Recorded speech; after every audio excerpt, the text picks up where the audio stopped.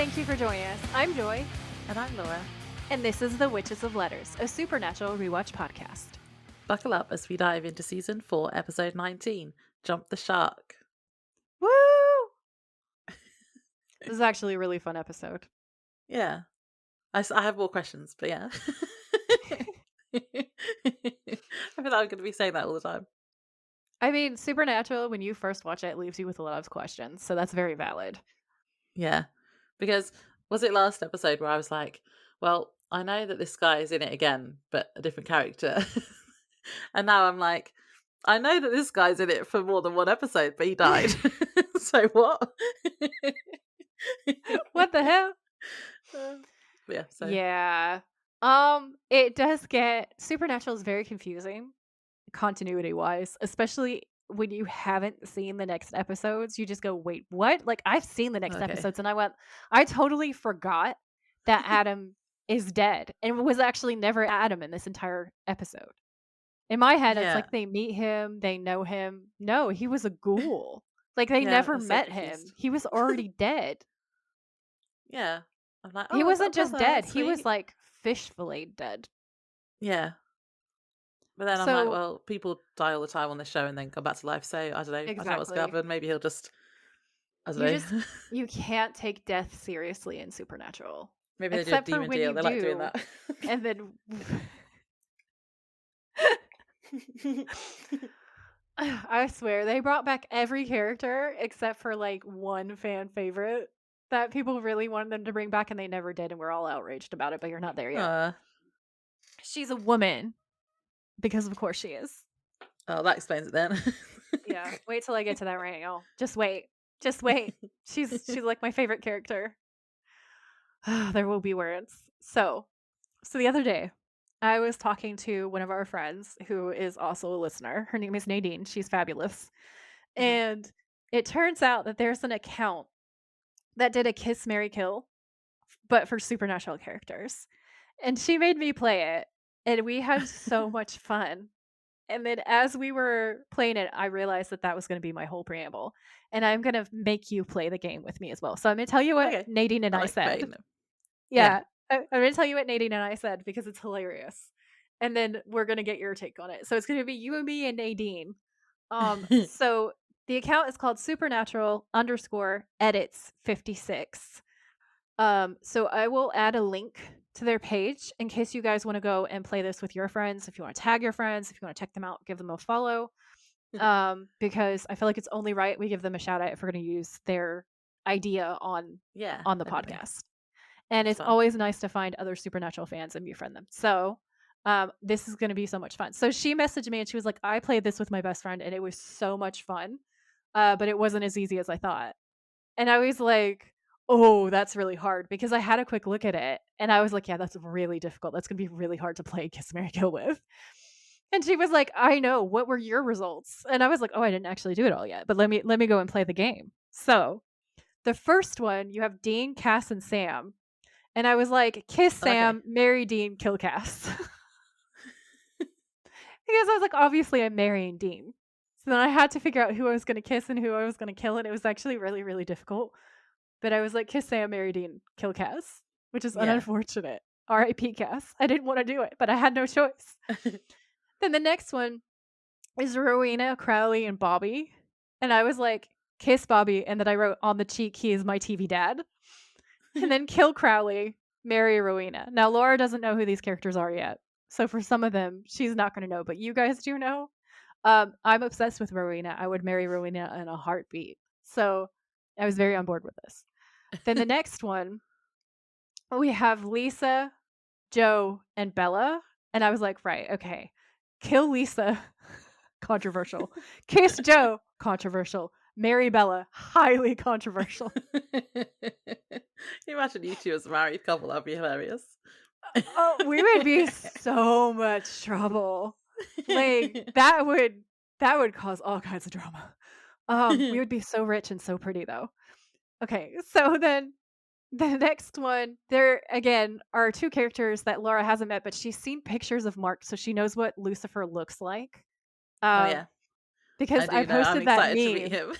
Yeah, I posted that meme of Mark wearing a flower crown, and then underneath it is the Simpsons episode where he's saying, I "They already know told I'm me going the to crush devil on would be him. beautiful."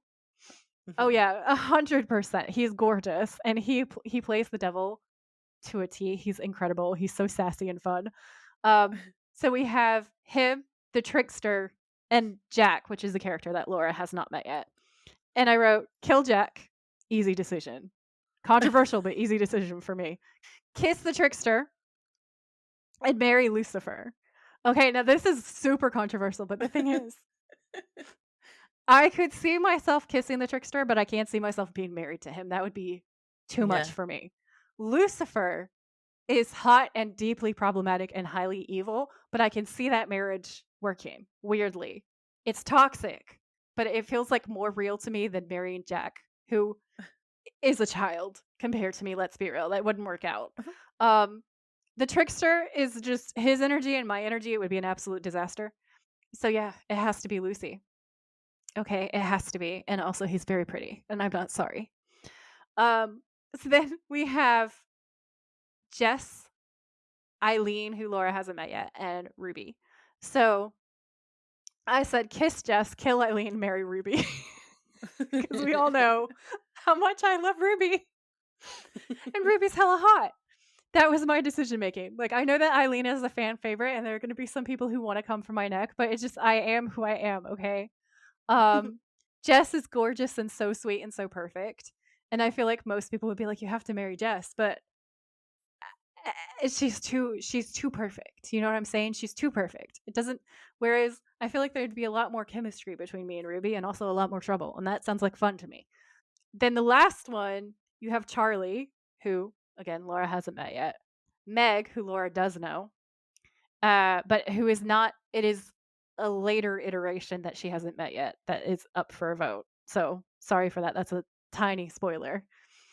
Um, and then Jody, who Laura hasn't met yet. And I was like, marry Charlie, kiss Meg, kill Jody.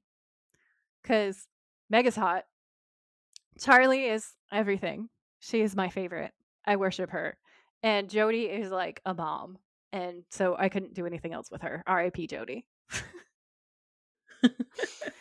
And then Nadine was like, oh my God, that's so interesting. Meaning, these are very different choices. She was like, do you want to see what I did? And I was like, yes, absolutely. So she said she would kill Cass, kiss Dean, and marry Sam because she's a Sam girl. Respect. Um, she would kill Crowley, kiss Rowena, and marry Bobby. And I was like, oh, okay, okay. She really got stuck with Bella, Joe, and Lisa. She thought about it really hard, and she said, I really wasn't sure here. I'm still not sure whether to kill or marry Bella. And I was like, I can understand. She said it would then have to be Joe either killed or married, but I would kiss Lisa. And I was like, that's valid. She said this one was the hardest part for me, right? Because you have Lucifer, you have the trickster, and you have Jack. And she said, I decided to kill Lucifer, kiss Jack, and marry the trickster. And I was like, that's probably why my choices were actually unhinged. And I put unhinged in all capitals because honestly, they really, really were. I was like, I'll marry the devil, that's fine. She says she would kill Ruby without the twitch of an eye, kiss Jess, and marry Eileen. And I was like, that's also a very well adjusted choice. You know, like one of us should probably think long and hard about her decisions here and what that says about me as a person. And one of us is fine. One of us is balanced. Um, and then she said that she would kill Charlie, and I was like, oh, and I put the emoji of me being dead on the floor. Kiss Meg and marry Jody. And I said, I'm shooketh, but that's fair enough. Jody is amazing. My love for Charlie is so high. I was like, what? She says she figures Jody would make an amazing home life. Like, that their home life would be epic. And I can see that because Jody's incredibly nurturing. So, like, I can vibe with that. She says she loves Meg, though she's a dick, which is true. And she loves Charlie, but she's not attracted to her at all, and she's more like the little sister type from her point of view. And I was like, that's fair. Meg is also a 10 out of 10, and I understand that. And she's like, Meg is awesome. I love her voice. She could talk to me for hours. And I was like, same, honestly. And then I was like, there's a storyline later on that I won't mention because it would be spoilers, but I was like, that's what made me obsessed with Charlie. If you guys want to know, but you don't want to spoiler Laura, DM me on our Instagram and I will answer you and I will tell you all of the things. And she said she agreed with that assessment. She was like, she's really cool. She's nerdy. She LARPs. There's so much fun to be had with Charlie. And I was like, yeah, 100%. And then I was like, wait, Charlie was actually probably my only healthy choice. Like, That sounds the alright. only one. All my other decisions were very toxic. So now we get to see what Laura decisions are going to be, because she was like, wait, Laura's going to play. And I was like, I am fully going to make Laura play this game with us. Okay, so the first one is Dean, Sam, Cass. I would marry Sam. Obs. Of course. I would. I think I'm gonna have to kill Cass, and I'll kiss I Dean. know. There are some vehement Cass girls out there who I would don't want make to kill different Dean, choices, but so I know. yeah. See, this is the thing. It's like, what are you going to do? It's the brothers. I'm not as I went attached to so Cass hard. yet. I've only known him for a few episodes, so This see is ya. very true. It's a different perspective. Yeah, this is gonna be weird because I'm just gonna be like, I don't know that one, so I'm gonna kill them. Yeah, sorry. Bye. Right, so along with Bobby, who have we got here? So you have Rowena is the redhead and Crowley Oh, yeah. is the man in the suit. Okay, so I can't kill Bobby, so I'm gonna kiss Bobby. I don't know. I mean, maybe we could marry Bobby if I was a bit older. Yeah. Have one of those winter summer relationships or whatever. Yeah, I don't know. So okay, I'm gonna change it. I'm gonna say I'm gonna marry Bobby, but I'm pretending I'm older in this situation. Okay, fair. And I'll kill Crowley and kiss Rowena. Woo! Solid decision. Because I don't know them. Yeah. I But she think looks if you like did witchy know and them, you cool. would probably stand by that, but I'm not 100% sure. Crowley is a very cool character. I don't know what you would say, but I feel like you would lean more Rowena than Crowley. Okay. I don't know. We'll have to see when we get to it.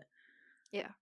Right, and then we've got Joe, Lisa. Oh, at least I know all these three. But I'm Yeah. killing Bella. Sorry. My wife. Yeah, killing Bella because no, she's annoying. No, I like her, but I wouldn't want to marry her. Put it that way. Fair.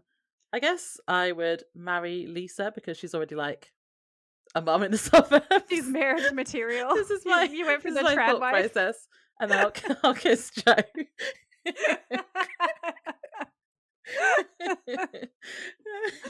Yeah. Oh my god. R.I.P. Bella. Yeah, bye Bella. Right, I'm marrying the devil as well. The next one. Yes. Such a good decision. Because he's hot. He's so I already hot. know he might give Sam a run for his money. Oh, actually, yeah. Yeah, He's hot. especially in the first couple of episodes. Yeah.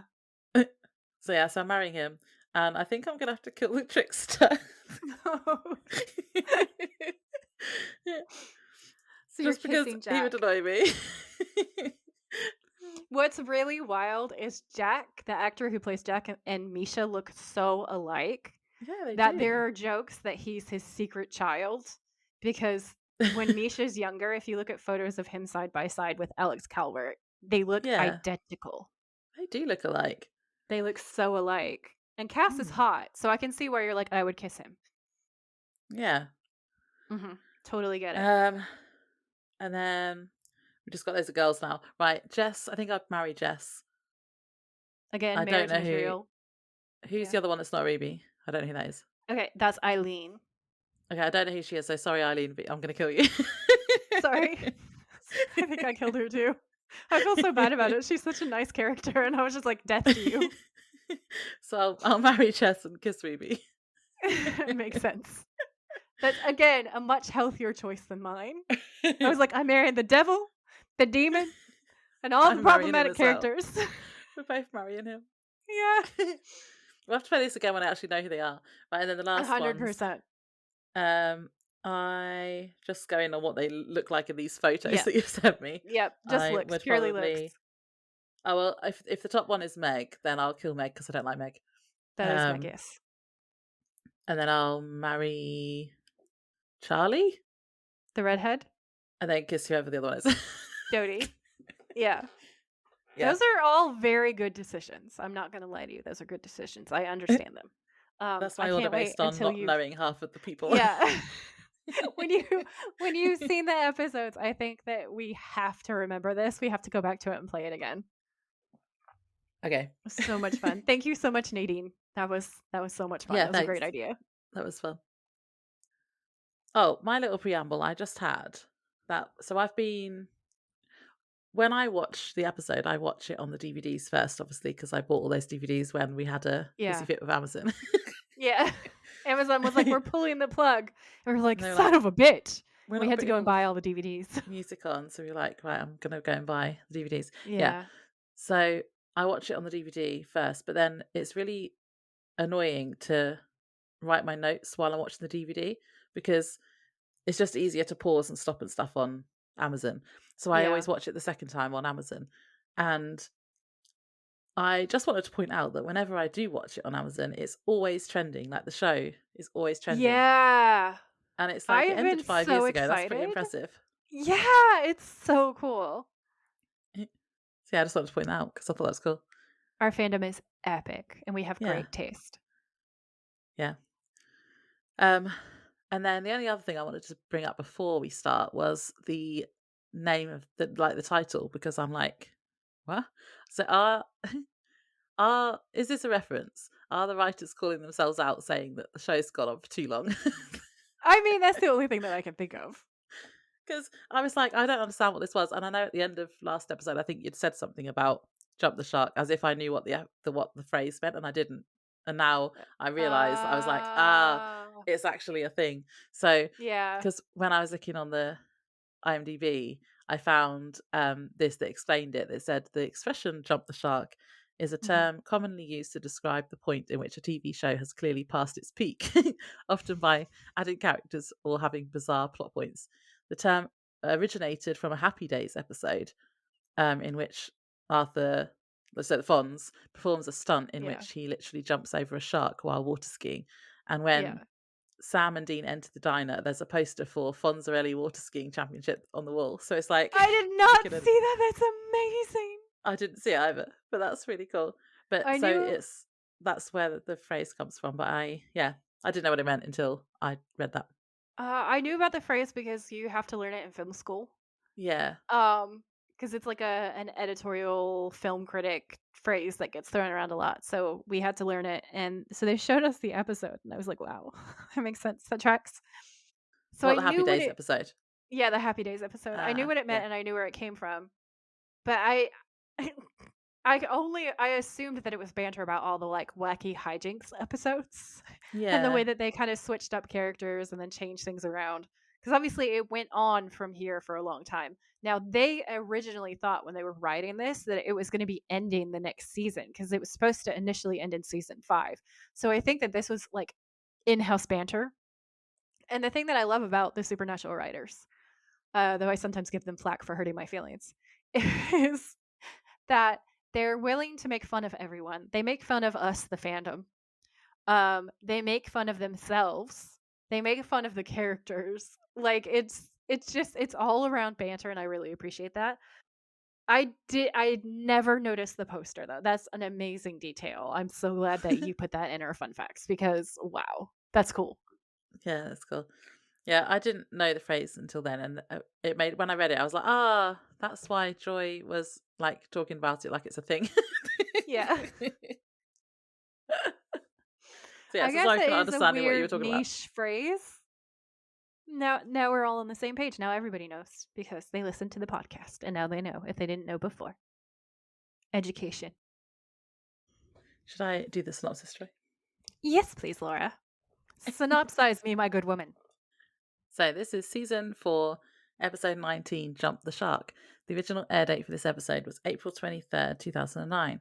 Sam and Dean receive a call from a young man named Adam Milligan, who claims to be John Winchester's son and is trying to get in touch with him. Suspicious but curious, the brothers go to meet Adam in his hometown, Windham, Minnesota. When they arrive, they discover that Adam has been living a normal life, unaware of the supernatural world. He thinks John was a mechanic, was unaware that he had died, and explains that he was trying to get in touch with John because his mother has gone missing.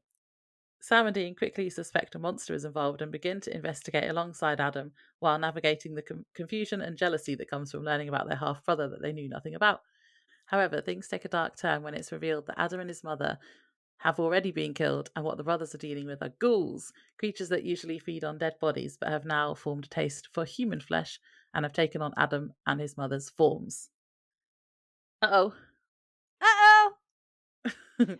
I was really shaken when I watched this episode the first time for so many Yeah, reasons, on so many levels. Like, number one, the fact that they have a secret brother rocked my yeah, world. I was like, what do you mean, John Winchester? And then I really went back and forth with myself over whether I thought that made him a worse dad or a better dad because he protected Adam.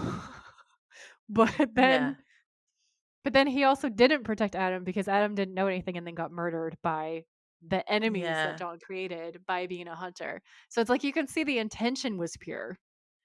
But then it's like there's so many layers to it. It's so complicated because it's like he probably should have said something to Sam and Dean, but I can also see that being crushing for Sam and Dean, being like, well, "What do you especially mean?" because he knows that he's been a what seems like a normal father to Adam. Yeah, that's the worst part, and because it also would mean I haven't totally done the math, but if he was born in 1990 or something, they would have still been kids as well. Like, there's not an enormous wild age gap, right? So that means that he would Yeah, have maybe like left. 10 years or so. Yeah, he would have left his other children who would still be children to go hang out with his other son, Yeah, which is also when he's not got no bueno. It's just there's so many layers because it's like, yeah, it's John and he leaves them anyway. Yeah, So I it's don't not know if like it he makes it. left them with their mum because she was dead. So all those times when he just left them alone in the Yeah. motel, like at Christmas, he was Yeah. probably with Adam and his mum. Also, the layer that makes it even worse for me, especially as a Dean girl, is remember back in a few episodes, maybe a season ago. I think it might be in season 3 where Dean drops the lore that he was like Buffy, right? Where on his birthday, John took him out hunting and he was like 14 or something and he had to shoot the monster with the gun. Um Yeah. and he Was that felt his like that was like birthday? it was his birthday. It was like the first time that he felt like he had a calling and all that stuff. He mentions that, right? And then Oh, Adam in this poor Dean. episode says, "What did he do with you on your birthday?" And you see Mm, Dean's face. yeah, because Adam got taken to a baseball game. You know, Yeah, nice normal thing to bro. do. Also, I've seen interviews with Jeffrey Dean Morgan being like, "I don't understand why people don't like John Winchester." He was like, "There's fans that hate John Winchester." And he's like, "I don't hate him." And I think Jensen was on the panel with him and he's like, "Yeah, he was good." I feel for Jeffrey Dean Oh Morgan, I dear. really do. And I can also see Yeah, we him like him. We sympathizing just with don't his like John. character. But it's like I feel like if he sat on these podcasts with us and actually really thought it through, I wonder if he would be like, I see why people have questions." I feel like John probably had good intentions, but he didn't think through how selfish some of those intentions were. Like when he Yeah, has small children, he's just leaving alone. yeah. I was listening to Spirits and Supernatural, and they were having an interesting conversation because Jenny is a parent. So she was saying, like, from a parental point of view, on the one hand, like, no one's going to be a perfect parent. And it's really Yeah. easy to judge other people from the Hmm. sidelines. And we can tell that as a character, he thought he was doing what was best. But obviously, in practice, it's not good. um, and I thought that Yeah. was a really balanced viewpoint.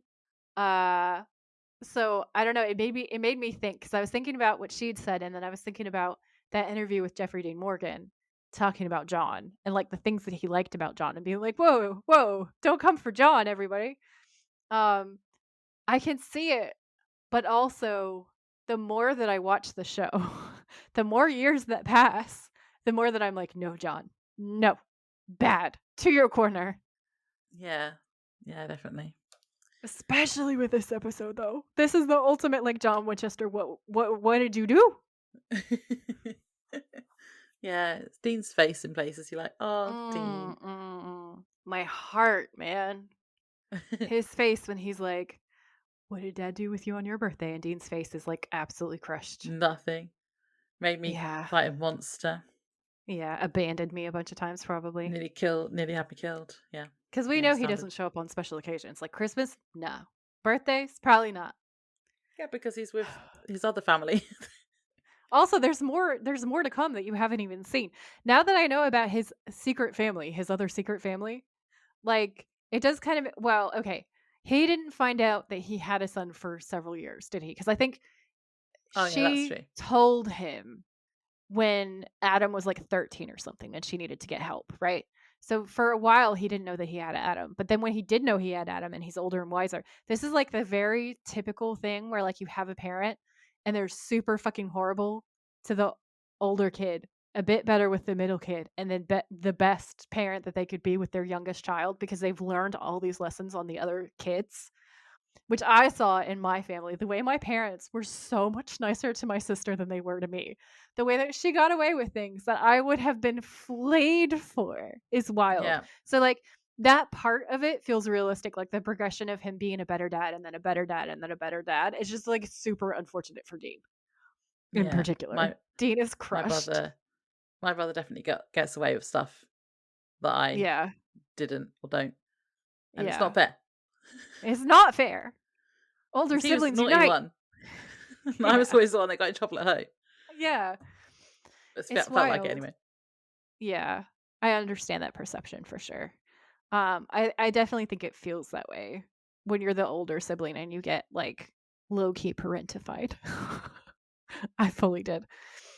But yeah, to return to my thoughts.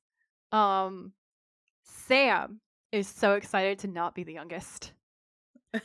Sam is Yeah. like, yes, Their well reaction is met, my brother. definitely yeah, their reaction's definitely different. Are so different. Sam is like, woohoo! I'm not the youngest. I'm not the baby anymore. And I also feel like where he's had this whole like his transition to evil, the slow burn to being worse and worse and worse and like being more arrogant and all the rest of it. But in this episode, it actually comes across very wholesome for the most part, where he just wants to be an older brother.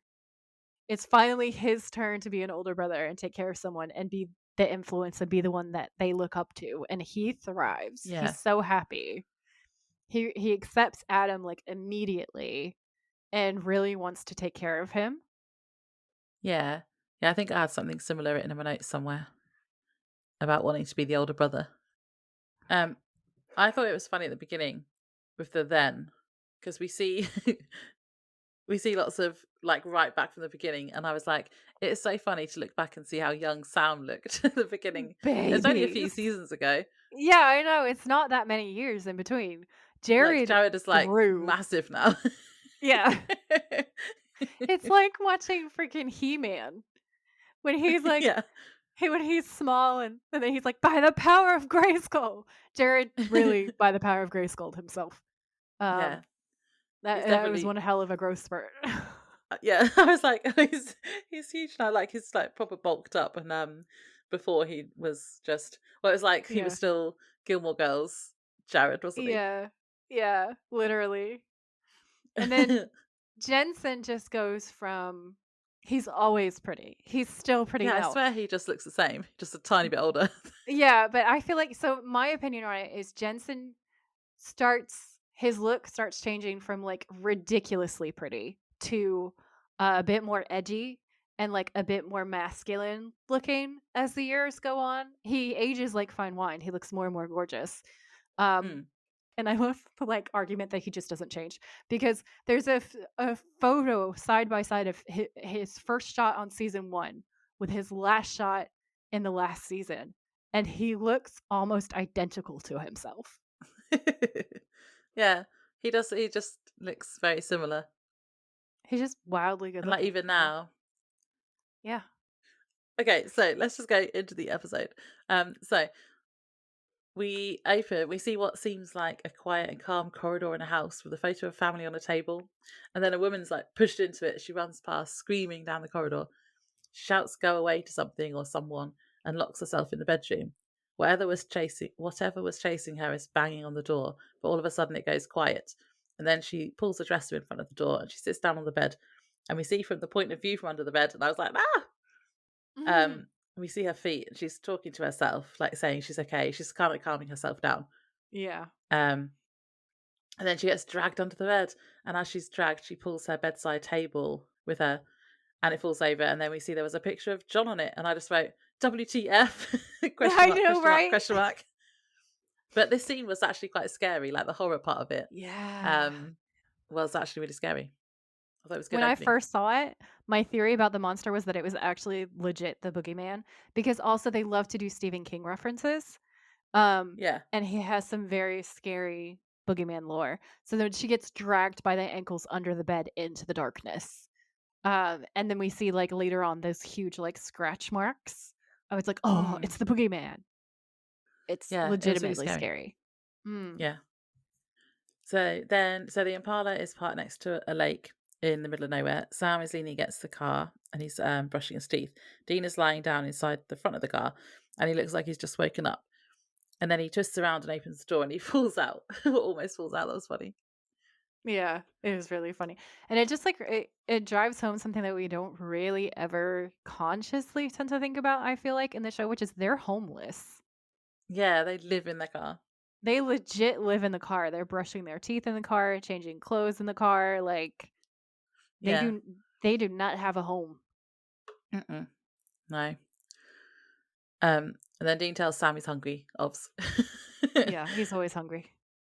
But Sam points out they're in the middle of nowhere, and then, but he says there might be a sandwich on the back seat, and Dean goes to retrieve said sandwich, but smells it, and I thought he was going to say it had gone off, but he says it's tuna. And I was like, beggars can't be choosers, Dean. Are you hungry or not? No, I love him even more because I A am allergic to tuna, but B also hate tuna, which is convenient for me because I don't Oh, have I to love eat it. tuna.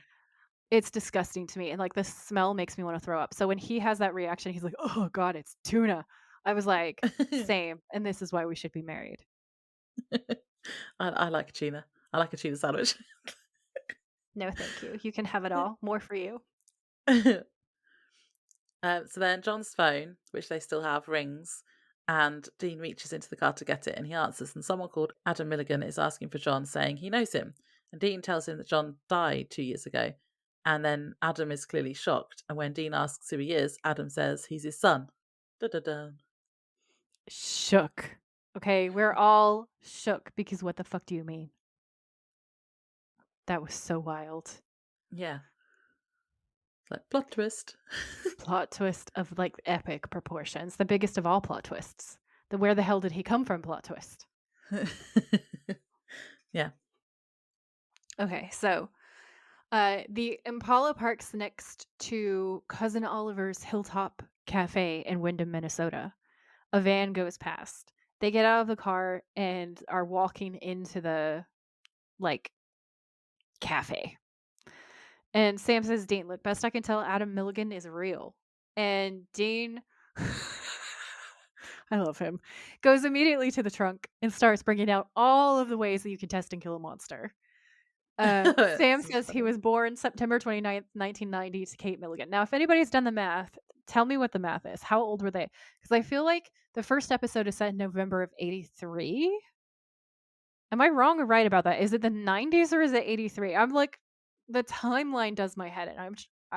But I didn't look it up and I also didn't do the math. So tell Oh, me. with the when yeah, I think Sam was 83 because when were you born? 83. It was 83 then because I know you keep saying that you're a I'm a fire fire baby. baby. Yeah. Right. So it's 83. So we, me myself included, were 7 when Adam was born. So it Yeah. had been like a few years since Mary died. Like it's been a while since Mary died. So it's not like a terrible betrayal or anything. And that he definitely didn't have an affair or Oh anything yeah, like no, that. It he's was definitely definitely yeah. after she died. Which I kind of knew, but I wanted to know like how long after and how young the boys were. So it's Yeah. like Because then I was like telling myself, okay, well, he didn't know he existed until he was like 13. So I So can't really hold that against him. when he was there the first time and met Adam's mum, where were the where was Sam and Dean then if they were like 7? Where Abandoned in a they hotel just room. left them somewhere when they were that young. They're like Did he 7, know and Bobby Dean then, is maybe? giving, I don't know, Dean's giving Sam his cereal because Sam really likes cereal, and Dean goes hungry. Yeah. That's too young to leave your Butters. children, John. Take them with you. I know. I mean, I get that, like, he can't take them with him on a hunt because they'll be killed. I understand that. Like, I understand the logistics of that, but, like, where's the other responsible adult or your ability to hire a babysitter? You're like, you're doing credit card fraud all the time. You could just credit card fraud your way into cash to, like, pay for an actual babysitter? John, why? Anyway, I feel like he's just like, we should have a disappointment and John counter. Mm. And we should like add it up by the end of the season and then work out this is how much John disappointed us all. John Anyway, hasn't been in this since the end of season 1, and we mention him all the time. I know. Constantly. Almost as much as we say demon dust. I mean, we're just like, I think in my notes I have bloody John written a few times. I feel like I'm Yeah. always saying that. Yeah. That could be a sticker, honestly. So yeah. So Dean's reaction is legit though. Like, you can't blame it him is, for thinking yeah. it's a trap. I would be the same way. I would be like, this is bullshit. So he pulls all of his weapons out of the trunk, including Ruby's knife. And Sam says he graduated from high school with honors and currently goes to the University of Wisconsin. He's a biology major, pre med. Dean closes the trunk. Sam's like, Dean, are you listening? And Dean is like, this is a trap. Yeah. Star Wars. It's a trap. Um, That so he kind of was what storms it past was. Sam. Yeah. Do you remember we had a whole episode where I was like, it's a trap, and we couldn't remember what that was from? Star Wars. Yeah. We've worked it out like a year later. Well done. Go It us. just took us a year. Okay. So they go inside the diner and the bell rings. There's a man at the counter and a waitress is serving burgers, and she's clearly busy. Okay, because Dean is rude to her and he needs a slap. Having been a waitress myself, I fully support her decisions. Yeah, He's an same. asshole. So Dean and Sam are kind of looking around the diner, trying to figure out if they can see like a good table for this. So he gets himself set up in the corner, and Dean and Sam sit in two chairs so they can their backs are to the wall and they can see people coming in. So it's very clear from like the way this scene is set up that Dean is on high alert and intends to be really well prepared and Yeah, definitely thinks definitely. trouble is about to go down. So Sam's arguing with him. He's like, Dean, I'm telling you, he checks out. And Dean's like, great. So he's an actual person on the planet Earth. Sucks he's got a demon in him. I'm like, you're close. You're close, but you're not right. Another waitress approaches the table with menus and glasses of water, and she gives them each a glass. And Denise says, "Hi, welcome to Cousin Oliver's." And Sam's like, "Thanks." And Denise says, "Can I?" And Dean says, "We're actually waiting on somebody." Like in that tone. Oh boy, the way that I would slap you. Um, so she does what you can really do in that situation, which is she basically like slaps the menus down in front of them with Yeah. verve. Sam's like, "Thank you," and he's looking at Dean like, "You're such an Like, asshole." sorry for my brother. I know. Sam's he's so good. Uh, so he picks up his menu and then ends up slapping it down because he's watching Dean. Dean takes his glass and pours it into the potted plant behind him. He's watering the plants. It's the only good thing he did in this scene. He was helpful. And Sam's like, "What the fuck, bro?"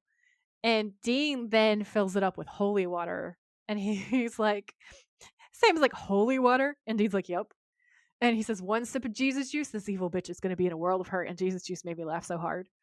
Um, Denise goes past again. And then he puts the glass where Adam is going to go sit. And Sam's like, "And what if he's not possessed?" And then Dean says, "Then he's a shapeshifter." Yeah. And then he pulls out silver cutlery from his little pack and like gets rid of the other cutlery. And Sam says, hence the silver. And this whole time he's just watching Dean be like, you were so unhinged, bro. He moves the This is so journal on top funny. of the menu. It's so funny.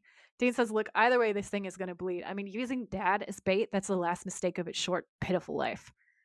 So Sam's looking at Dean like, oh, you finally actually lost the plot now. And Dean's like, what? And Sam looks away. And Dean goes, what? And Sam says, Dean, listen, there's an entry in Dad's journal. And then he flips through it. He says, from January of 1990, saying he's headed to Minnesota to check out a case. That's roughly, about 9 months before the kid was born. And Dean just goes, coincidence. And Sam says, Oh, yeah. coincidence? Coincidence. The next 2 pages of the journal, torn out. And he's like, shows him the pages. And Dean's like, you're not actually buying this, are you? And Sam says, look, man, I don't want to believe it either. I'm just saying it's possible. He puts the journal away and says, I mean, Dad would be gone for weeks at a time and he wasn't exactly a monk. I mean, a hunter rolls into town, kills a monster, saves the girl. Sometimes the girl's grateful. Dean says, well, now I'm thinking about dad sex. Stop talking. That's got to be one of my favorite quotes. Later on, when you're Yeah. like, what quotes? And I can't remember anything, the dad sex quote is hilarious. I'm pretty sure I've got that one down. Yeah. Sam says maybe he slipped one past the goalie. And Dean goes, dude. Oh, dear. And this is when Adam walks in. And Sam says, Adam? And Adam looks over. He raises a hand. Adam comes over and he says, are you Sam? And Sam says, yeah, this is Dean. And Adam says, hey. And then he sets his backpack down and sits in a chair. And it gives him, because he's carried his backpack with him, we know he's in school. It gives him like a school kid vibe. Obviously, he's a bit younger than they are, and he's kind of living Sam's dream. So it makes it Yeah. more poignant when you think about it. So he's like, how did you know my dad? And Sam goes, we work together. And then Adam's like, what? He says, how did he die? And Sam says, on the job. And Adam's like, he was a mechanic, right? And Dean says, a car fell on him. And like, complete disregard because he doesn't think that Adam's human, which to be fair, he is right. Like his spider sense was correct, but he doesn't know that right now. So Denise comes back and puts another glass of water in front of Adam. Dean snatches it away. Sam looks at him like he's insane. And Dean says, oh, I'll take that. I'm very thirsty. And everyone is just like, what the fuck is with this guy? So Dean takes a sip because Denise is looking at him like, what is wrong with you? She gives him a dirty look. And then she says, the usual, Adam? And Adam says, yeah, thanks, Denise.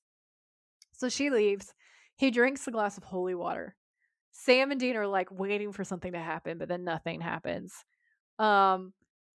He wipes his mouth with the back of his hand, and Sam says, so when was the last time you saw John? And Adam says, I don't even know. It's a couple of years. And then under the table, Dean pulls out a gun and aims it at Adam, which we assume silver bullets, because he's waiting for him to react to the silver, isn't he? And Adam says, I didn't know who else to call. He's the only family I got. And Sam blinks. And Adam says, my mom's missing. And Sam says, really? I'm sorry. For how long? Dean says, it's tragic, really, but if you're John's kid, how come we never heard of you? I love him. Adam says, because John and me didn't really know each other, not until a few years ago anyway. And Sam says, what do you mean? Adam says, my mom never talked about him. I knew some stuff.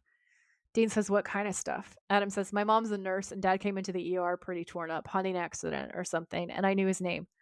John Winchester. That's about it. We're not exactly a nuclear family. And Sam says, yeah, well, who is these days? So Dean says, so when did you finally meet him?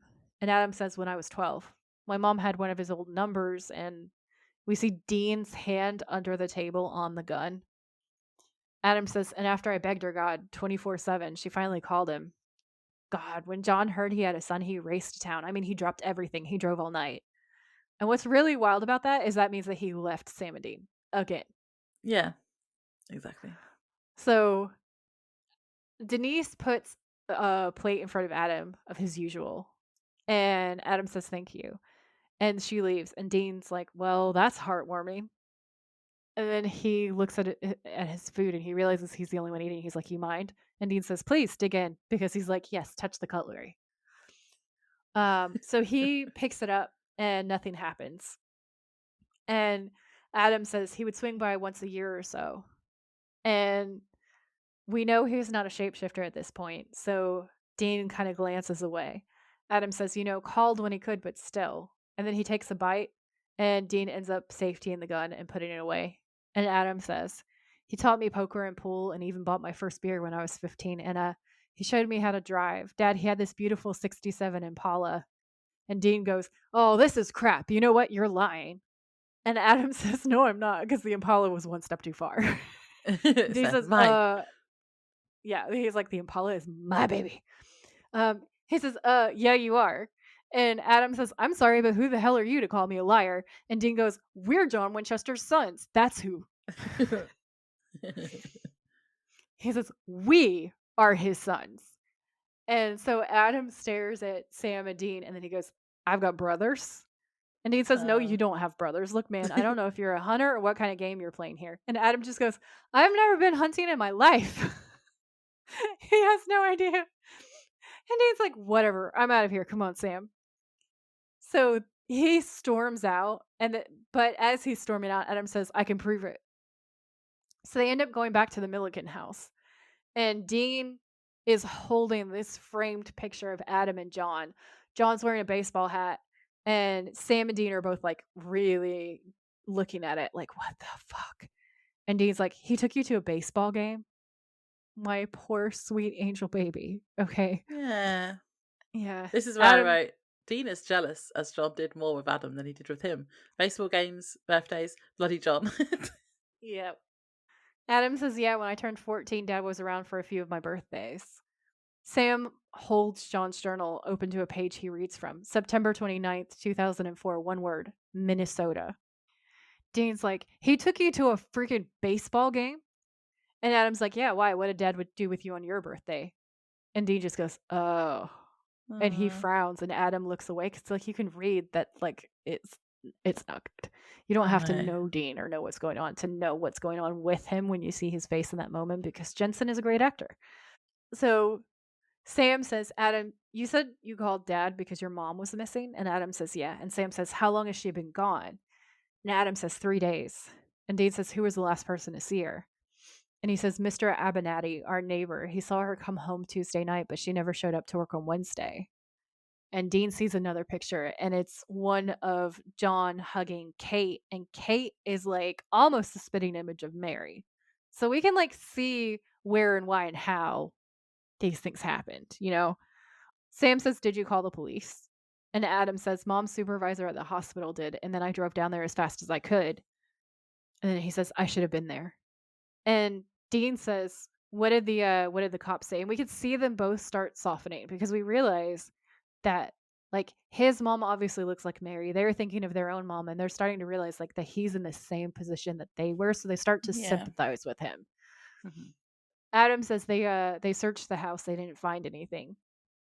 And then he says she wouldn't leave without telling anybody. It's like she just dropped off the face of the earth, And the thing that I want to say before I go on to the next scene is like, obviously we've seen the episode, you guys have seen the episode, so we all know that he is not really Adam. He's the thing that killed Adam. So this is actually all so dark, because when you watch that episode for the first time, you're just thinking, oh, it's Adam. Oh, like they're really sympathizing with him. But when you watch it from the perspective of like he is the monster this whole time, it's such a dark episode. Yeah, definitely. Yeah, because it's definitely a big twist that you don't see coming, especially the first time anyway. Excuse the pun, a monster twist. I actually forgot all about it too. So I was watching it again, and I was like, oh, Adam, yay. And then at the end, I'm like, motherfucker, he was a ghoul? I'd forgotten about it. Thank you to my absolutely terrible memory. So they go into Kate's room, and Dean shifts Kate's dresser and doesn't see anything, then puts it back. There's more pictures on the dresser of Kate and John and Adam when he's younger. And then one of Kate and Adam when he was super small. And then there's another one with John, and Dean is hyper focused on it. And he says, the nightstand was knocked over. Was there anything else? And Adam says, oh, not really. The sheriff said there's no sign of a break-in. And Dean looks around and he says, what, you think the cops missed something?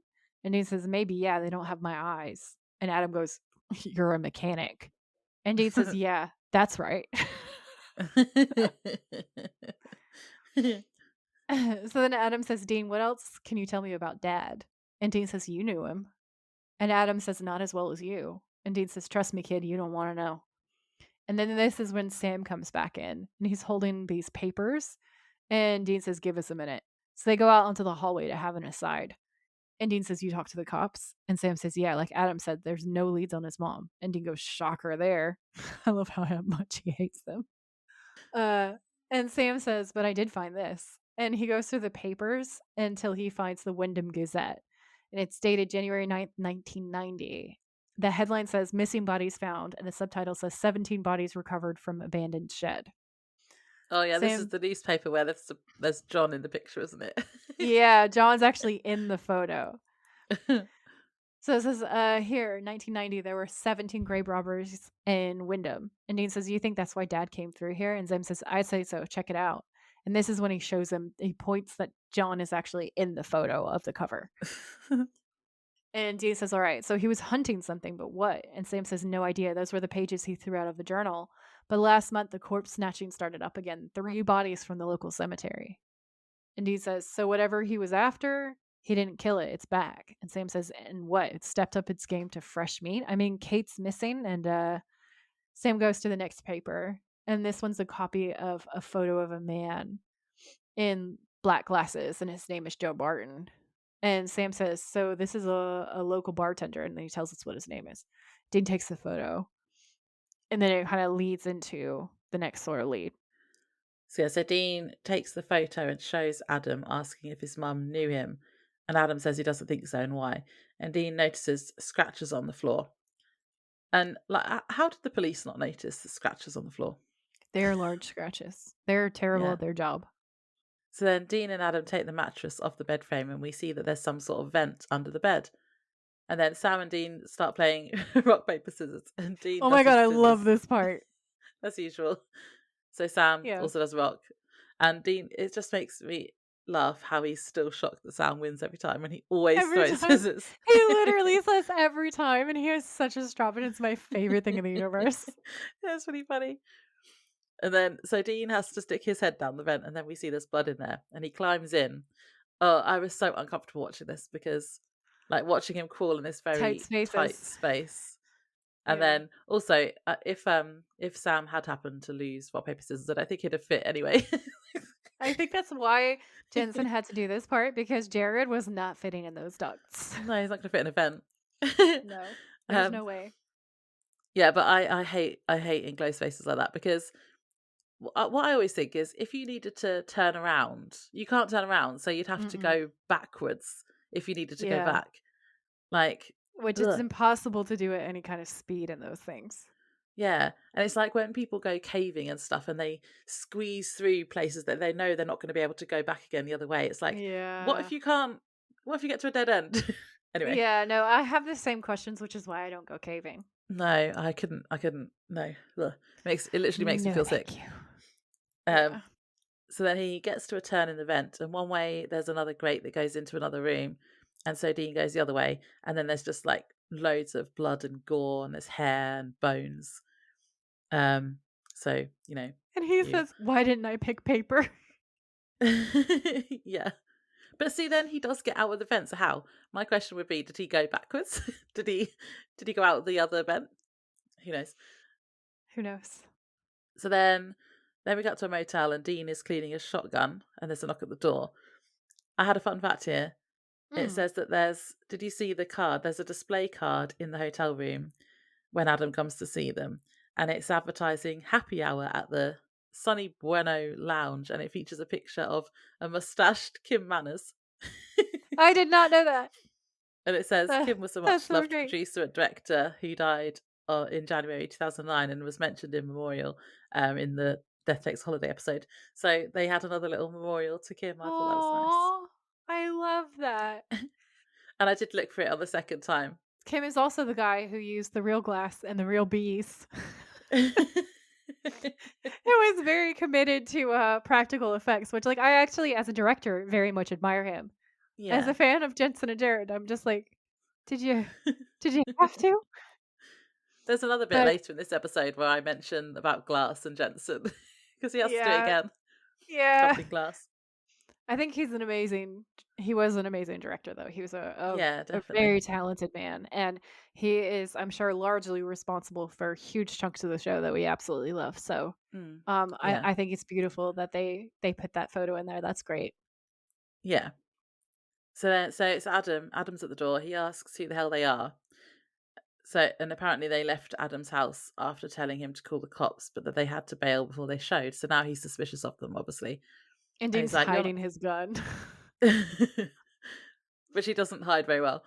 And he's No. like, "You're not mechanics," and just wants to know what's going on. And Sam starts to tell them about them being hunters, but Dean stops him, and Sam says he deserves to know.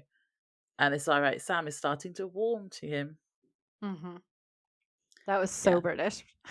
And then basically then we cut to a little bit later and Sam and Dean have obviously just told Adam everything and he's processing Yeah. it. He says, okay, so basically you're saying that every movie monster, every nightmare that I've ever had, that's all real? And Dean says, Godzilla's just a movie. And Sam says, we hunt them, so did Dad. And Adam nods. And Adam says, okay. And Dean says, okay, that's it? And Adam says, what am I supposed to say? And Dean says that we're liars, that we're crazy. Nobody just says, okay. And that was probably a clue that he's not human. But Adam says, well, you're my brothers. You're telling me the truth, right? And Dean says, yeah. And then he says, then I believe you. Now, what took my mom? And actually, when you're watching it, you don't know that he's the ghoul. That's very endearing. Yeah. So Dean says, yeah. And he asks what took his mom. And Sam says, we're not sure. Something's in town stealing bodies, living and dead, but we don't know what. Dean says there's a long list of freaks that fit the bill. And Adam says, you think maybe she might still be alive, all hopeful. And we're like, it's been more than 3 days. She did. And all that blood. Um, yeah, all that blood. So Dean looks down and Adam turns to Sam and Sam looks down and Adam nods and realizes. And then he looks absolutely heartbroken. And he says, how can I help? And Dean says, you can't. Adam says, this thing killed my mom. If you're hunting it, I want in. And Dean says, no. And Sam says, Dean, look, maybe. And Dean says, maybe what? And Sam says, he lost his mother. Maybe we can understand what that feels like. Hmm. Dean says, why do you think Dad never told us about this kid, Sam? Huh? Why do you think he ripped out the pages? And Sam says, because. And Dean says, because he was protecting him. And Sam says, Dad's dead, Dean. And Dean says, that doesn't matter. He didn't want Adam to have our lives, okay? And we're going to respect his wishes. And you're like, oh my God. Hmm.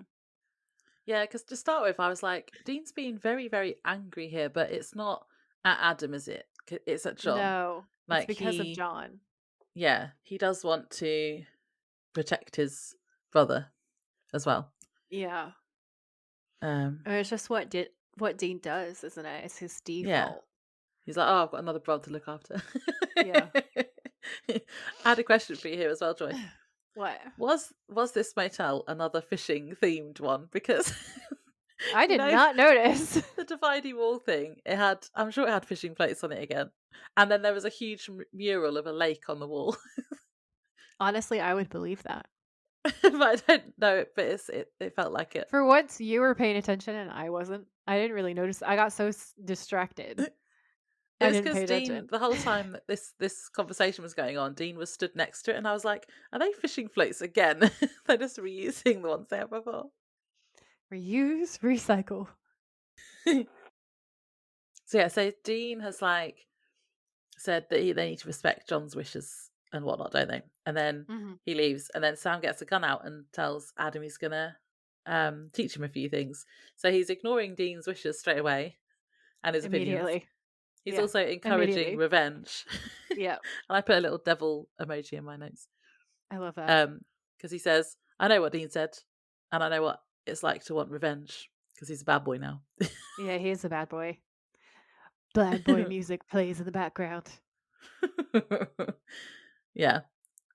Okay, so he's inside the Millsap tomb, and there's a cemetery director there escorting Dean, who's in an FBI suit and tie. So for once, he didn't break in. And The director's giving him the history and says there was 4 generations of a family interred there. And Dean says they don't build them like this anymore. And the director says, "Tell me, Agent Nugent, have you thought about where you might like to spend eternity?" I was like, "Oh, the sales pitch." He's trying to sell, yeah, he's trying to sell like a tomb to him while he's investigating. Yeah.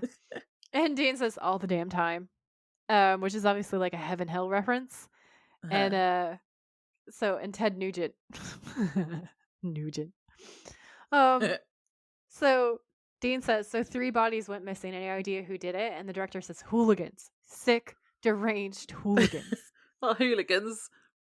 ghouligans." Damn hooligans. I thought ghouligans was funny. It was. Sorry, I didn't react to it. So, Dean sees that there's something that's spilled on the side of the tomb. He touches it, smells it, and recoils, and he says, "This isn't blood. What is this?" And the director Yeah. says, "No, it's embalming fluid. Whoever committed the crime didn't just take the corpses, they opened them up." Ugh. And Dean kind of looks up dramatically, and then we cut. Ugh. Yeah. Um, so then he's gone to the bar. So the bartender starts pouring him a beer and says the first one's on the house because he's a cop. And Dean's like, Yeah. "Am I that obvious?" And the bartender says that he's got that Law and Order vibe. That's funny. That is Um, funny. he says he's looking into the disappearance of Jay Barton, and she gives a look, and he says, "I assume you knew him." And guess what? She's only his bloody wife, Joy. Yeah, that was amazing. She says, "A little, I'm his wife, Lisa." And you just go, I know him a little bit. "Oh." So then he asks what she knows, and she says that he stayed late the night that he disappeared and then never came home. She said the police did nothing, and she was scared that they stopped looking, but then says, "But now you're here." And I was like, "Oh dear, poor Lisa. No one's looking up." Yeah, he did. He real And then did. so then Dean notices a load of photos behind the bar, including one of Joe in a cop's uniform, and points it out. And Lisa says that he was a deputy for a little while, a long time ago. And we literally see the little cogs in Dean's head turning. And then he asks if Joe Mhm. worked the grave robbery case back in 1990. And she says yes, he was the one who found the bodies. Dean then notices the same newspaper article that Sam showed him earlier with a picture that has John in the background, and asks if she knows how he did it. And she says that he'd say good old fashioned police work, but after a few beers, he'd admit that he had a little help. And Dean says, "Help from who?" And she just says that all he would say is a specialist. And she says they never found out who took the bodies, but that Joe told her they took care of what done it. So that's Mhm. intriguing. Mm. Who was helping him, do you think? So was it, It has to have been John and Karen. yeah. So yeah, so John was the specialist. John's the specialist, Karen's the medical knowledge and probably access to more information. And then you Mm. also have a cop. So then we're back at the motel. Adam asks Sam how John really died, and Sam says a demon, and I just write, "Okay, thanks, Sam." That was really informative. And I'd written Adam has taken this whole monsters and demons thing pretty well. This is before I knew he was, a A ghoul, obviously. ghoul. Yeah. So they carry on talking, and then the lights go out. And Adam starts to talk, but Sam shushes him, and we can hear a metal rattling sound. And Sam tells Adam to stay there. Oh, this is why I wrote, "Oh, he gets to be the protective older brother now." Yeah. That's It's sweet. a thirst trap. He goes into the bathroom, gun drawn, and then I'd written, "Why is it hot when Sam has a gun like this?" I'm not a gun person, but it's Me still neither. hot. It's because he's authoritative and protective. Oh, and I had a question for you with your film degree, Joy. The Mhm. bathroom is really blue. What does that mean? So usually blue light is used in lighting design to give us an eerie, cold feeling, to make things creepy, It's dark, ghouly, ghoulish. spooky. So yeah, so it is actually ghoulish lighting. It's a little bit of perhaps a preview of the fact that Sam is about to get almost snatched, and it just makes things cold Oh, and eerie. yeah. It was super blue. I was like, I'm gonna have to ask Joy what this means. And here I am, actually using my degree. So it becomes clear that something is in the vent, and Sam shouts for Adam to go, and they run. out, but Sam shoots as they leave. And Sam asks for Adam's keys when they get to his truck. But then Sam starts being dragged under the truck, just like Adam's mum got Because dragged under the listen, bed. Sam cannot be in a motel parking lot without getting assaulted. He has we know he has PTSD from, like, the 3 other times it's happened, starting with the Oh, benders and just benders, yeah. continuing the trend. And when he started getting dragged under a truck, I was like, "This man cannot catch a break." It's been, like, cannibal humans, vampires, and now a ghoul. And ghouls. Ghouls. Yeah. I like saying ghoul. Ghoul is fun. It's a fun word to say. So Adam tries to pull him out, and then Dean arrives and helps, and they manage to get him back. And Dean shoots under the truck. And then they move the truck, and there's a manhole under there, just like the bed had the vent under it. And the cover is open, and Dean notices blood. And he says he winged it. And they theorise that the monster is going after Adam as it was under his truck waiting, and that it's helping people John knew. What's so dark about this scene, when you know that Adam is the other ghoul, is that means that his sister was there and he's all panicked and frantic, being like, "Oh no!" Uh, Pulling Sam back, like basically like pulling on him, like I suppose, like they're gonna rip him in half, and he's like, "Oh no, I'm not saving him." If Dean hadn't have come, then I assume they would have just eaten Sam then and there. yeah. But because you don't know that at the time, it's really touching. You're like, "Oh, brotherly bonding." Yeah. It Yeah. reads, It's this all episode is lies. so dark on a rewatch. Yeah. Um. So yeah, so it's helping people John knew because Joe was helping John, or John was helping Joe, and then John's girl, as they call him, so that's Hmm. the mum, and now his son. So they go back to Adam's house, and Adam crouches under the police tape over the door, but Dean just rips it down, which I thought was funny. That was so good. He's like, "This is gonna stop me." He needs this.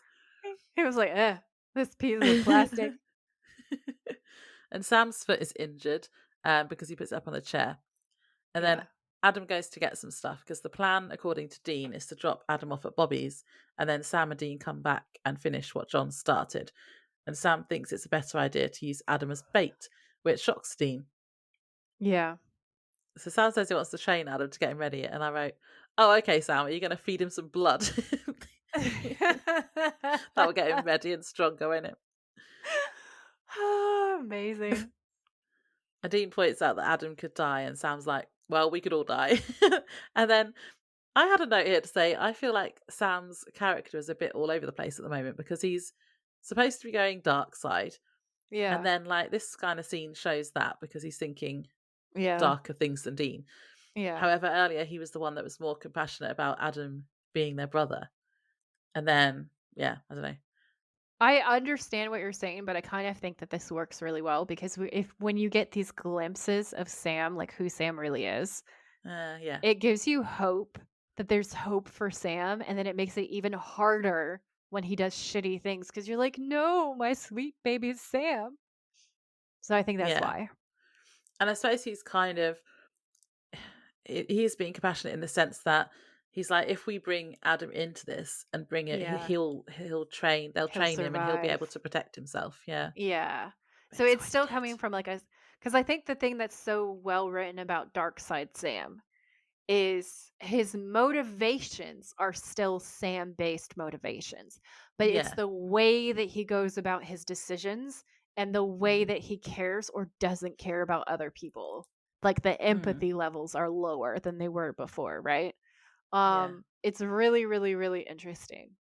because he still thinks he's trying to get strong by drinking all the demon blood, Yeah, to like so that he save can the save the world. world. Yeah. Like Yeah, his because he's motivations are, it's a really good example of like the villain definitely thinks that they have the purest of intentions. As Sam is becoming yeah, slightly more villainous as time goes on, his heart is in the right place. Like that's what makes it all so gut wrenching. yeah, um, yeah. So he's saying that Adam's going to be a target and he's going to be helpless unless they train him. And Adam Yeah. overhears some of the conversation and comes in saying, "I'll do it." Yeah. I volunteer. I volunteer as tribute. Yeah, and then we almost get like a 80s training montage. Oh yeah. They're like doing target practice, and Dean's also in the background all the time. Like Yeah. Sam's teaching Adam things, and Dean's just in the background, which is funny. Grumpy. Brooding. Yeah. So there's a training. It's not really a montage, really, but it's Mm. they're doing lots of training. There's target practice. Sam's telling stories about their adventures. Dean's in the background being grumpy all the time, like we said. Sam then Yeah. starts lecturing Adam about how being a hunter isn't a job, it's life, and how he can't have friends or a girlfriend. And Dean asks to speak to him in private and calls him out on it, saying that that's the kind of stuff that John told Sam, and he hated him for it. And Sam says, Yeah. "Yeah, well, turns out Dad was right." What, Sam? What? Laura's like, who? Who's right? I don't think so. And Dean's And like, also they've like since totally when? swapped. Yeah. Yeah. They've No, I like love swapped, this haven't they? speech. This whole speech is so well written. It's so good. Sam says, since always, Dean, when I look at Adam, you know what I see? And Dean says, a normal kid. And Sam says, no, meat. Because the demons and monsters out there, that's all he is. I hated Dad for a long time. I did. But now I think I understand. So we didn't have a dog on a white picket fence. So what? Dad did right by us. He taught us how to protect ourselves. Adam deserves the same. And Dean's like, listen to yourself, man. And Sam says, you think I'm wrong? And Dean says, I think it's too late for us. This is our life. This is who we are, okay? And it's fine. I accept that. But with Adam, he's still got a chance, man. He can go to school, he could be a doctor. And Sam is raging and he says, what makes Adam so special? And then in that moment, you can see the jealousy. Yeah. There is a tinge of jealousy also from Sam because Yeah, Adam definitely. is living Sam's dream. Hmm. I did write in my notes that they have a jealous off. They do have a jealous off, and Dean goes, what, are you jealous of the kid? And I'm like, pot kettle. And Sam goes, are you? It was like, ooh, touche. Yes, everyone's jealous here. Everyone's jealous of Adam. Sam says, Dean, all this, it's not real. The dad Adam knew, he wasn't real. The things out there in the shadows, they are real. The world is coming to an end. That's real. Everything else is just part of the crap people tell themselves to get through the day. And Dean says, Dad didn't have a choice with us, okay? But with Adam, he did. Adam does not have to be cursed. And Sam says, he's a Winchester. He's already cursed. And that is, that's one of my Ooh. favorite lines. Damn, that's so well written. So well written. And Dean says, no, whatever's hunting Adam, I'm going to find it. He's like, I'm going to do a murder. I'm Sexy, gonna do sexy, it better. murdery Dean. Yeah. Sam says, you already looked everywhere, Dean. And Dean says, well, then I'll look again. And he leaves. And I'm like, ah, that heroic bastard is such a thirst trap. Yeah. See, I like protective, like vigilante Dean, I guess, sort of. Yeah, he's Batman. Yeah. Batman. Also, sidebar for anybody who doesn't know that Jensen did the voice of Batman in the Long Halloween. I didn't bring that up again because that's such a good movie. So if you Ah, also are a comic book nerd, absolutely watch that. He's an amazing Batman. 10 out of 10. I don't think I knew that. Yeah. Jensen actually became Batman. So Dean goes back to the tomb and he shines his torch around. He spots a loose stone and works it out of the wall with a crowbar, and he finds a tunnel behind it. And then he shines the light along the tunnel, then crawls in. He's so poor Dean. He's the one that's having to go in all the He really does all tight the spaces dark, today. shitty jobs. Yeah. And at the far end of the tunnel, there's another room, and Dean says, "Home, sweet home." And then he steps in the remains of Joe, and he calls him Sloppy Joe. Well, yeah, Dean. because he sees the big black glasses and he recognizes them from the photo and he's like, Sloppy Joe. Sloppy Joe. Poor Joe. Oh, that was so funny. He then hears something in the tunnel and shoots at it, and then the tunnel collapses. Oh, and he tries to make a call, but he doesn't have reception or something, and he's like, "Son of a bitch." Yeah, he goes, oh, son of a bitch at the tunnel. And then he tries to make the call and there's no reception, obviously, because you're underground, you dumbass. And then he goes, son of a bitch, because he In the realizes, tube. I love the son of a bitches. They're one of my favorite things. Yeah, I do like his son of a bitches. They're good. Mm, yeah. Um, so then back at Adam's house, Sam is pouring salt like everywhere, every window, every door, and Adam is nailing boards over all the vents, except for the one they've left. They've left the one vent in the bedroom open, Yeah. so that's the only way in and out for the monster to come through. And we then hear Kate shouting for Adam, And he's like, Mum? But Sam tries to stop him because he thinks it's a trap. And they go downstairs, and Kate is in the kitchen, and Adam hugs her. Sam tells him to get away from her and points the shotgun at her, saying she's not his mother. You would think that with all the demon blood that he's been consuming, his psychic powers would be stronger and he'd be able to know what's happening, but no.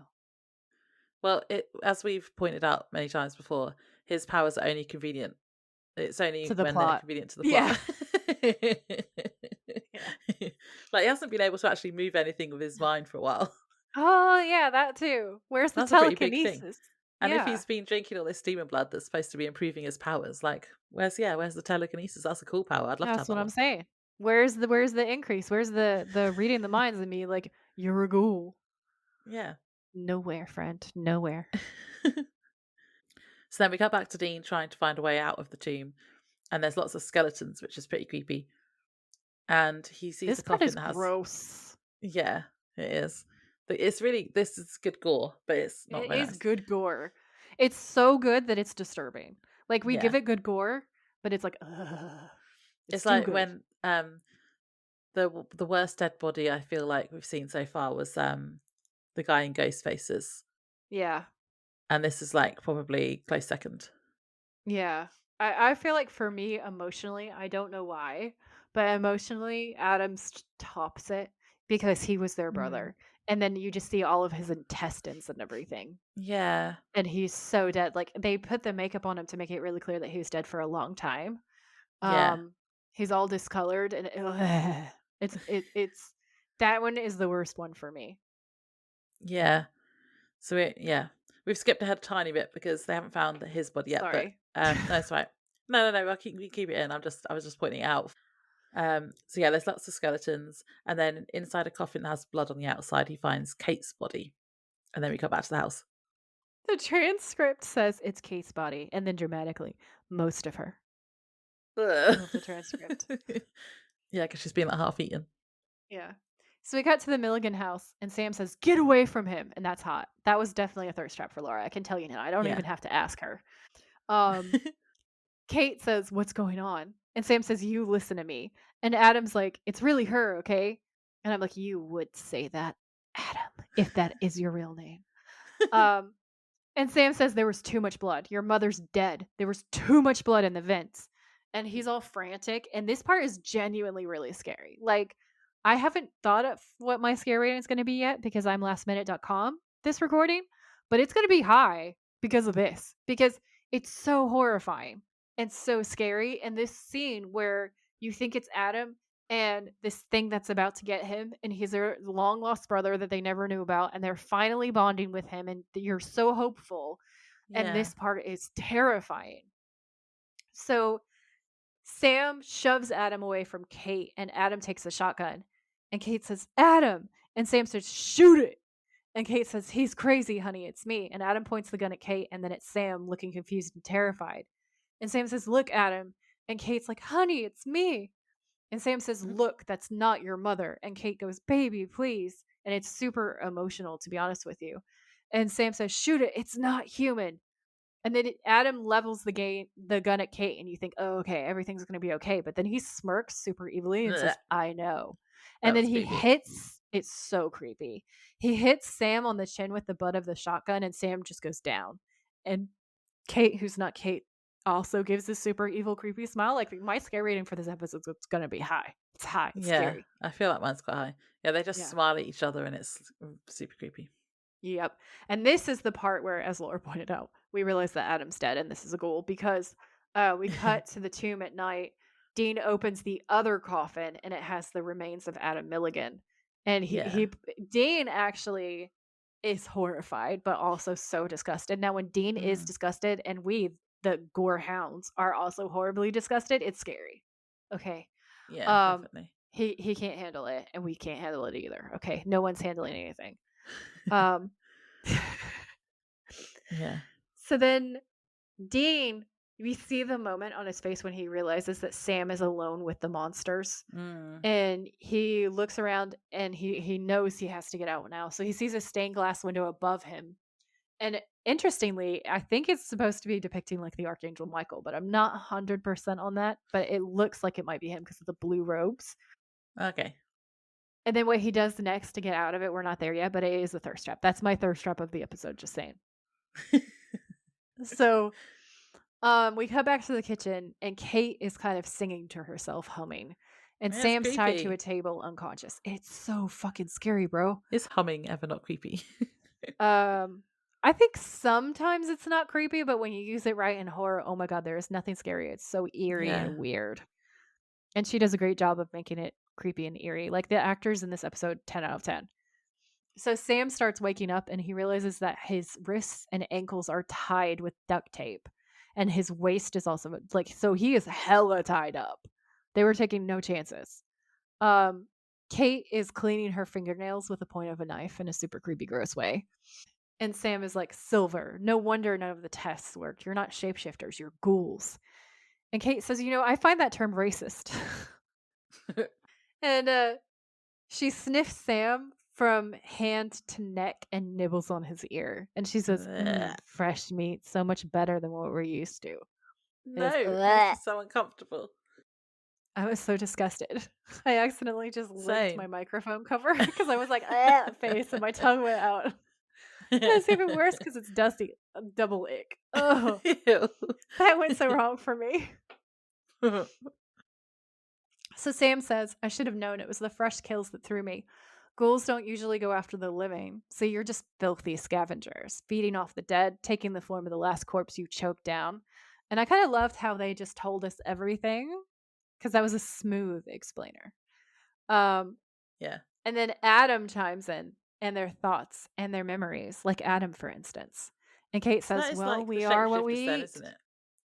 It is similar to the It's shapeshifters. similar, but just 'Cause they horrible could, and they had all the horrifying. thoughts and stuff as Yeah. well. Memories. And this is the right time for my lore. Welcome to Ghoul 101. Okay, so I found some definitions that I thought were interesting. So it says ghoul in popular legend, a demonic being believed to inhabit burial grounds and other deserted places. In ancient Arabic folklore, ghouls belonged to a diabolical class of jinn and were said to be the offspring of Iblis, the prince of darkness in Islam.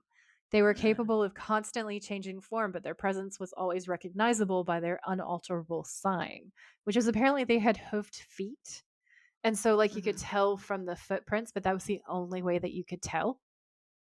So, they're a monstrous, like, humanoid, often associated with graveyards and the consumption of human flesh. The concept of the ghoul originated in pre Islamic Arabian religion. Modern fiction often uses the term to label a specific kind of monster. In Arabic folklore, the ghoul is said to dwell in cemeteries and other uninhabited places. A male ghoul is referred to as a ghoul, while a female is called a ghula. Scholar Dwight F. Reynolds identifies the Arabic ghoul as a female creature mostly, and she's sometimes referred to as a mother ghoul, Ghula. Pray for me on that pronunciation. I don't know. Or our aunt ghoul, or a similar relational term, in tales told to young girls and young women. In these tales, the ghoul appears to men as long lost female relatives or an unassuming old woman. She uses this glamour to lure the hapless characters, who are usually husbands or fathers, into her home where she can eat them. The male characters' female relatives can often see through the illusion and warn them of the danger. The men survive if they believe the women, and are eaten if they do not. Moral: listen to women or die. That was my own interjection. I was like, I could get behind this. That's a fun moral of the story. This is good folklore. So then it goes on to say, an example of this can be found in a Syrian folk tale, The Woodcutter's Wealthy Sister, or The Woodcutter's Weary Wife, which was adapted into an animated story in the series Britannicus Tales around the world. A poor, arrogant, and spiteful woodcutter encounters a beautiful, wealthy princess who claims to be his long lost sister, even though he had no sisters at all. The woodcutter accepts the mysterious princess's invitation to bring him his abused wife, by him, he's a jerk, and their numerous children to her palace to live in luxury. However, the wife discovers that the quote unquote princess is in fact a female ghoul, which is referred to as a monster in the adaptation, who is planning to eat the woodcutter and his family. After narrowly escaping the ghoul's attempts to eat them, the wife and her children flee the palace in the night and leave the woodcutter to be devoured by the ghoul. Moral: you go Good for ghoul. them. Don't harm your wife or you will be eaten, which I also loved. I like how she left him behind, took the kids. Bye, bitch. Yeah, I love that too. Um, so the ghoul is said to lure unwary people into the desert wastes or abandoned places to slay and devour them. The creature also preys on young children, drinks blood, steals coins, eats the dead, and takes the form of the person most recently eaten. So that's what they did in this episode, which I thought was cool. Yeah. One of the narratives identified a ghoul named Ghoul-e-Biaban, a particularly monstrous character believed to be inhabiting the wilderness of Afghanistan and Iran. A hyena who attacked a woman in Mecca in 1667 was referred to by locals as a ghoul, possibly due to the perceived similarity to the creature of folklore. It was not until Antoine Galland translated 1001 Nights into French that the Western concept of ghouls was introduced into European society. Galland depicted the ghoul as a monstrous creature that dwelled in cemeteries, feasting upon corpses. Hmm. Yeah. And that is definitely what we have going on in this episode. Yes, it Now, really matches up. I do have some creepy ass medieval ghost stories because Ooh. they were sort of adjacent to the ghoul, and some of the sources remark that they're kind of like a medieval English version of ghouls. So this comes from English Heritage from an article called Medieval Ghost Ghouls and Hauntings with Dr. Michael Carter. So the first one, well, I guess both of them kind of come from Byland Abbey's ghost stories. So, among the numerous stories of paranormal activity written down in medieval England, many are from Byland Abbey in North Yorkshire. It was here in about 1400 that an anonymous monk wrote down one of the most important collections of ghost stories to survive from medieval Europe. Dr. Carter explains that they, being ghouls or revenants, rose from their graves and were capable of doing harm. They gorged on blood. They tried to dig themselves out of graves. They were associated with horrible, terrible smells. They agitated dogs. They were really evil, and they neither sought nor could be appeased by the kinds of pious services that ethereal ghosts were seeking.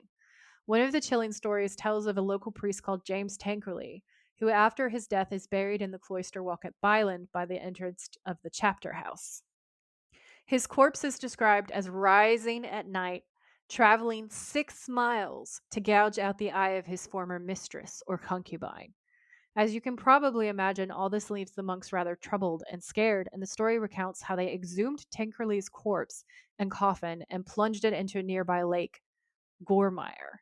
The oxen dragging the cart with Tankerley's foul remains upon it are described as being so frightened that they bolt and almost drown themselves.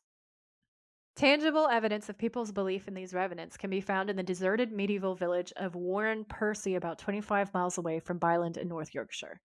The evidence is provided by analysis of human remains recovered from archaeological excavation of unconsecrated ground on the fringes of the settlement, dating from around 1100 to 1400. The remains had been disarticulated. That means like cut up completely. Ugh. One of the explanations for finding the remains in this condition had been scavenging or cannibalizing of the people who've died as a consequence of famine, which sadly did happen in the Middle Ages. That's sad. Yeah, it is very sad. There's a lot of starvation. Yeah. However, the pattern of the butchering doesn't conform with that and instead shows post mortem treatment that suggests the deliberate removal of the heart, decapitation, and dismemberment. This is all consistent with descriptions in written sources about how the bodies of corpses are supposed revenants were treated. So if you had a ghoul or a revenant, that's what you would do. Huh. Yeah. I don't know if I've actually really thought that much about ghouls and the lore behind it before. The part that really creeps me out is if these monks' accounts were historic Yeah. rather than he's just telling us a ghost story, which, like, they definitely have a historic edge to them. That's super fucking creepy. Yeah. And you kind of feel like monks wouldn't like make up stories about supernatural things. Like, it literally goes against their religion. And that's a point that's Yeah. brought up in different parts of different articles covering these topics, which is that the ghost stories are sort of not forbidden or sacrilegious exactly, but they sort of are because in Bible, we're supposed to believe that you die and you either go to heaven or hell, but there's not supposed to be any wandering spirits because God doesn't allow for that. Um, so ghost stories are kind of like a pagan leftover, and they are, I think, frowned on. But I think the church allowed them because it gave them a reason for priests to have powers. And in a lot of these stories, though, moral tales, the priest is usually the good guy. And usually it's a priest that exorcises the spirit or demon and saves the townfolk. So you can kind of see Yeah. why it gets allowed, right? Because it's good propaganda for the church. But like the question that I have is we have these historic records from these well documented sources from monks.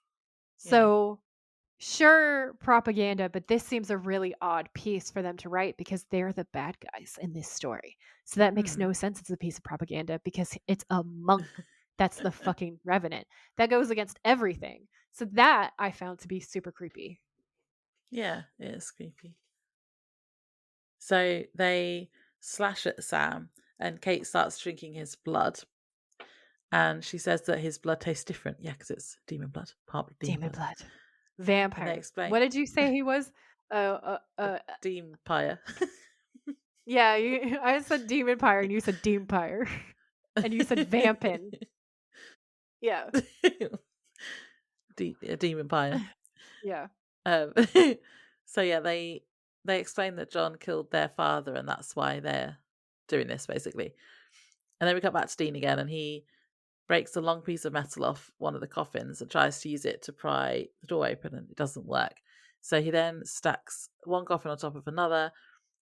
He climbs up on them and uses the metal bar to smash through the stained glass window, and then he swings himself out. So this is where I write, poor Jensen has been getting a lot of scenes this season where he has to break glass all over himself. I hope he wasn't injured this Yeah. time. I bet it was candy glass this time. But Yeah. after last time, he was like, nah, I have a scar. I'm not doing that again. Nope. Um, and then in my next Joy, I just have Joy could do this next scene because it's rank. I really don't like the whole licking the blood and like poking the wounds and then licking their fingers. It's just, I She can't. said, no, I'm out. Okay. So we're in the kitchen. It's nighttime.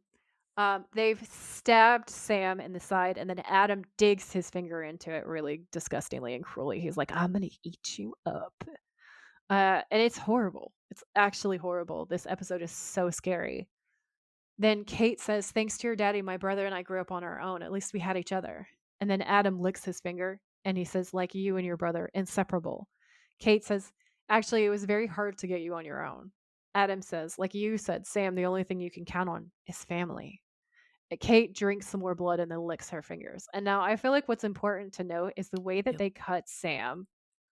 They start cutting his arms open in a downward slash, like how people try to Mm, unalive themselves, which makes it even darker. But it's also yeah. like very arterial. And he starts bleeding out really fast. So this scene is horrific. Hmm. So they talk about how they were living like rats and they were just in graveyard after graveyard and it was stinking flesh. And then they say, well, then we thought, hey, why not move up to fresher game? And we knew just where to start. So then this is when Adam starts opening up Sam's other arm and says, revenge, it's never over, is it, Sam? And Kate says, first it was John's cop friend, then his slut, and then his son. And then she points the knife at herself and at Adam. And Adam says, and then I called John, but the son of a bitch was already dead. Kate says, so I guess you and Dean will have to do instead. Adam says, Dean won't interrupt us this time. We're going to feed on you nice and slow, like we did with Adam. And that part Aw. is horrific. Yeah. Kate says, and oh, by the way, he really was your brother. And Sam starts struggling. And Kate says, you should know that. Adam says, he was still alive when we took our first bites. And Kate says, and he was a screamer. Kate That's and horrible. Adam, yep.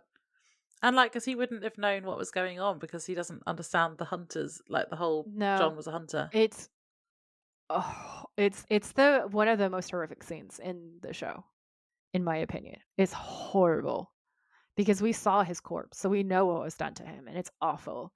And then they're laying this all out for Sam while also cutting him open and bleeding him out. It is literally one Yeah. of the scariest scenes. So she starts catching. They've opened Sam up at this point, and they start putting bowls under his arms to catch all the blood. Adam says, Sam, the more you struggle, the faster you're going to bleed out. So you might as well lie back and relax. But this is when my man Dean comes in and he goes, hey. And we know that's a thirst trap. I love a hey.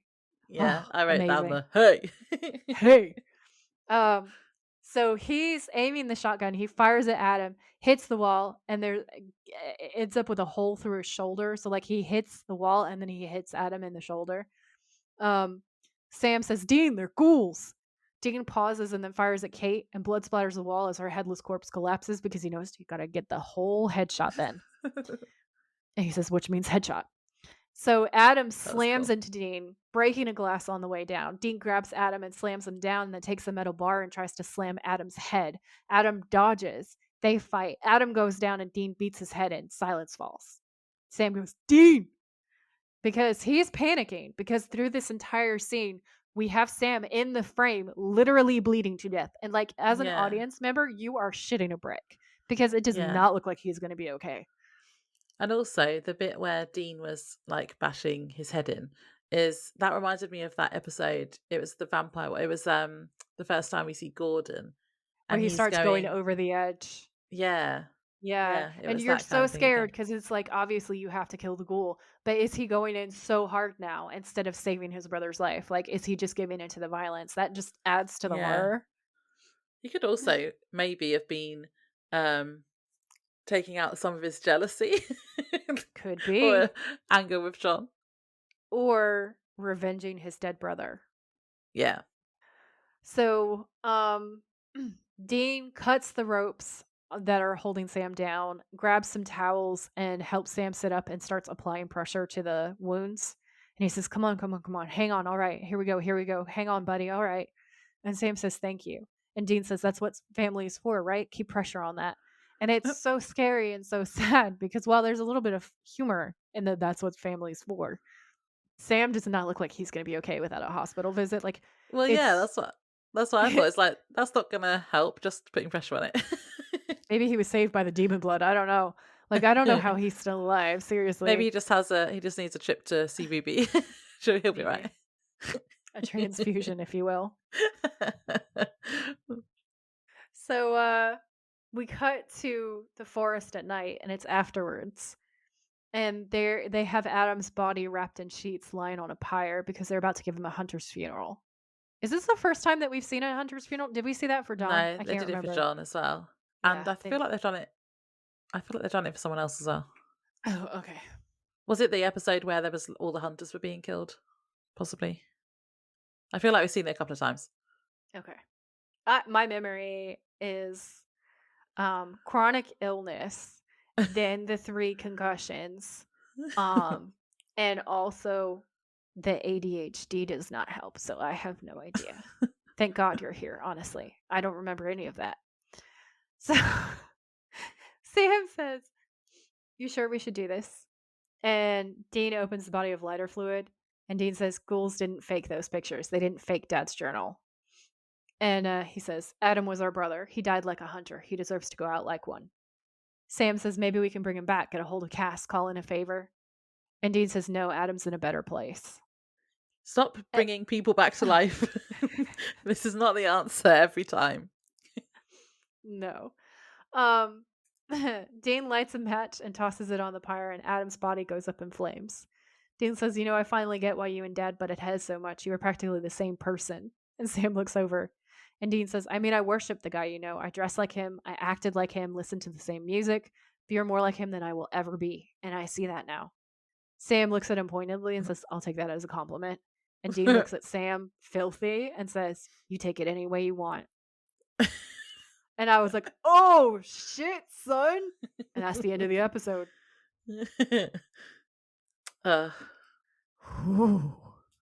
That's like the ultimate insult coming from Dean. Dean basically said, fuck you. Dean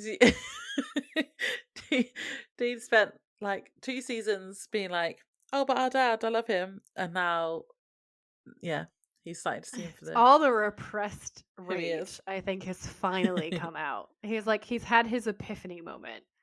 And now it's time for him to process all the anger, but he can't process it with John because John's not there. So Yeah, just gonna take it out, Sam. in fairness, Sam does deserve it this episode, Well, but yeah. It's like, yeah. you know how much I hate Dad now. You remind me of him. You're his twin in every way. It was such a mean girl thing to say. It was like such a mean girl setup and then a mean girl takedown. I was like, ooh, burn. He is cremated. Adam is not the only one getting a hunter's funeral in this scene. Sam is also cooked. So yes, I don't really have any notes for this episode, really. I am excited about we've only got 3 episodes left, and I feel like they're all going to be. It's obviously leading up to this whole Lilith Lucifer showdown. Yeah. And I'm excited. I'm excited for you to get there too. But yeah, so this is a long one. Shall we go to games? Yeah, let's go to games. So, villain hot or not? The villain, I guess, is Adam and his sister. Kate, Adam. Nah. John, Loki. John's Yeah. hot, so John's a hot villain. John's a hot villain, yeah. Always. Adam has his moments, but isn't generally my type. And his sister is also not my type. He's too like, I don't know, like a little kid. It's not a little kid. But yeah, he's their little kid brother. He has kid brother vibes. So I think he falls into like kid brother category, and you can't really think about him like that. Like he has moments where you look at him and you're like, oh, he's an attractive person, but there's not really like Adam thirst traps in this episode, and then he's dead. So yeah, and then scare rating, like we said, is going to be high. I've got it down as an 8, but I'm gonna give it like 8.5. I'm gonna give it like a 10. Yeah, it's scary. I did not like it. Yeah, it's scary. Well, I loved it, but I was scared of the horror. The blood licking at the end, I didn't appreciate. For me, it's honestly like it's the corpses and then it's Sam bleeding out. Yeah, definitely. Too many things, which is beautiful. It's great, scary, but like even just the very opening scene was kind of scary, I thought, as well. Yeah. Favorite quotes? I've only got one again. Oh, so good. You did such a good job. And it's the one you said about it earlier. What did I say? Well, the one I've got is the one that you said as well, which is well, now I'm thinking about dad sex. Stop talking. Oh yeah. Honestly, that is the funniest line all episode. Like there's some other funny ones, but that's the funniest one. Yeah. Oh, the other thing that I love is when Dean's crawling through the vents having a terrible time and he's like, I should have picked paper. Oh yeah, the rock paper scissors. That made me laugh so hard. I love the rock paper scissors scenes. That's amazing. Thirst traps. Definitely Dean trying to protect his brothers, plural. Also Dean breaking out of the trap to protect his brothers. Also Dean yelling, hey, and firing the shotgun to save Sam. Yeah, I actually had that as a Dean one, bursting in at the end, shooting them and saying, hey. Yeah. And my Sam one was when Sam goes into the blue bathroom with the gun. Yeah. Yeah, that's valid. MVP, is it Dean? I think it's Dean. Yeah. He knows from the beginning that something's off, and he ends up being right. Yeah. He does everything that he can do to like prevent disaster. It's just unfortunate that he didn't know about ghouls or didn't think about ghouls. But then you wouldn't have, because they don't fit their usual MO, and he said there were loads of other monsters that do. So that's fair enough. And then he does rescue Sam and save the day single-handedly. Yeah. He saves the day, so I guess it goes to him because of that. The way you're like, I guess. Well, I was like, I don't know who else, because like Adam she's like, there's died, no one else who it could possibly be, so I guess it's Dean. and Sam was a bit like rubbish. He got caught Yeah, more than once. So yeah, it's Dean. Yeah. And then the motel we think is another fishing themed one. I did like the mural on the wall, I have to say, that was nice. So I'm going to give it a 4. I wasn't, I admit it already, I wasn't paying huge amounts of attention to the motel. It was sort of like background noise to me because I was That's so usually me. enthralled. No, I know, we swapped places. I was so enthralled by the dialogue and everything. But I didn't think that it looked bad. So I feel like I would have stayed there. So I'm probably going to give it a 4.5 too. It was themed, so I like it Yeah. because of that. Gonna go fishing. Yeah. Right. Cool. So, that's the end of that. We're coming up to the end. I'm really excited. Yeah. So if y'all are so excited to have Laura's first time reaction to the absolutely insane shit that goes down in the next couple of episodes, you know what I'm talking about. Please leave us a comment on Spotify or on Instagram. You can comment anywhere, and we love you to comment anywhere and engage anywhere because it does help us. But the ones that we regularly check, that is easy for us to see would be on Spotify or Instagram. So please chime in there and tell us like how excited you are to get Laura's reactions to those episodes because I am like unreal excited. This is the most excited I've been since we started this podcast. Also, if all goes well, we should be having a special guest who's a very fun voice in the fandom for the no, not the penultimate episode, the finale, the last episode of the season, Lucifer Oh yeah, Rising, which I'm that'd be fun. really excited for. So when we get closer to the time and everything's like set and and everything's going down, I will tell you guys who it is in the episode before, and you're gonna be so excited. But yeah, I'm thrilled. So stay tuned, and we'll catch you in the next episode. Yeah. Thanks for listening. Bye. Bye. Thanks for tuning in. If you like this episode, please rate, review, and subscribe. We would be very grateful. And if you know someone who would enjoy it, please share. You can find us on Instagram at the Witches of Letters podcast, or you can email us at thewitchesofletters@gmail.com. Until next time, stay safe out there, have each other's backs, and always keep fighting.